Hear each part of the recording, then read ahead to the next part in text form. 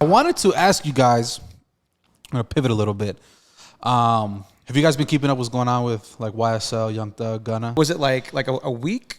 What, like 2 weeks ago, Gunna got denied bail, right? Yeah. And now Young Thug, I think it was last week? Yeah. Got denied bail as well. Bro, so it's crazy because Snitching?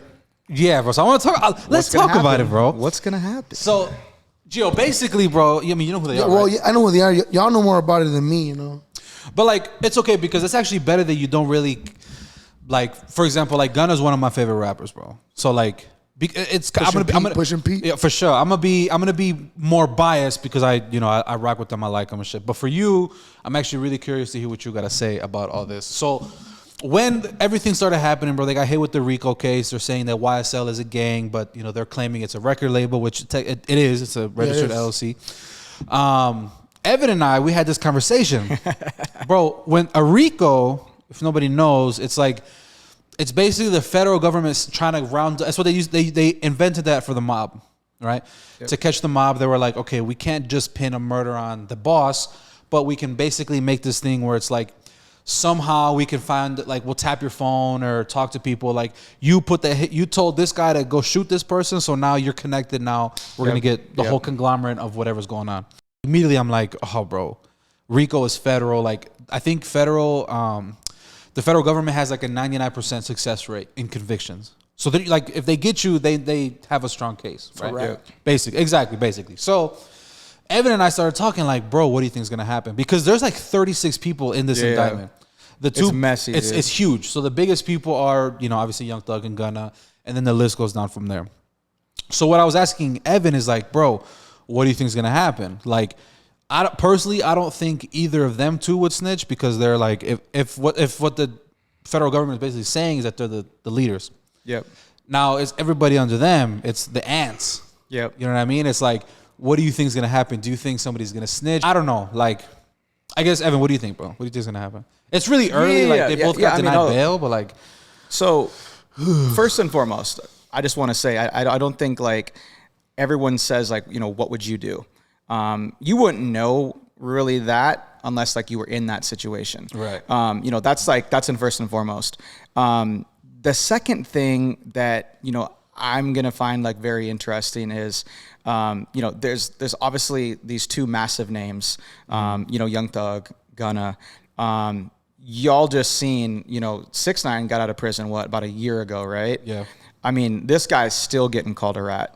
You go to this guy's page, he's got, rat emojis like up and down, his YouTube videos, like the guy's getting basically slammed for it. So, and he's getting blackballed with like playlists, like YouTube. Is number one, I think it's going to come down to, like what the specific convictions are for those two. And I think I will say, I think both of them are going to cooperate some way, some form, in this case. And number one, these guys are both two massive artists, dude. Yeah, they're living a high, elaborate freaking lifestyle. Do you think either of those guys are gonna really ride this out to 2023? Like they basically announced that both of them will not have trials until at least 2023.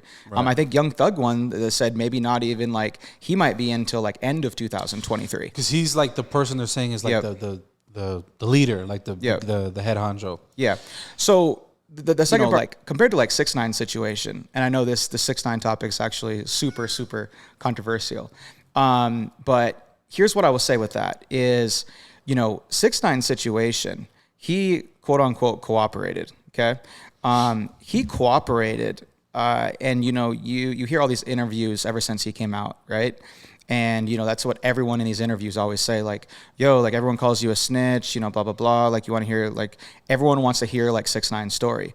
And, in 6ix9ine's situation is, he snitched, or however you want to say it, cooperated with the feds, whatever, based on the fact of, these individuals that like were not his friends. They were sleeping with his baby mama, girlfriend, whatever it was. Allegedly. He got kidnapped by these people. And like me personally, like there's one thing snitching when it's like friends or family or someone like you're close to. And just a side note, if you should never have to snitch on a friend because a friend would never put you in that situation. Boom. If I was in a situation where I was facing 40 some years to life in prison, and my only way of not going to prison for 40, 50 years, the rest of my life, whatever, is to cooperate with the feds and reveal these people that were completely unfaithful, unloyal, backstabbing to me. Like, I don't think there's many people out there, bro, that would like, someone does you dirty and you're gonna do 40 years for them. Start this. I am not a gangster. I don't know. Right? I don't fucking know. I grew up in a farm in Montana. I'm definitely not a gangster. Right?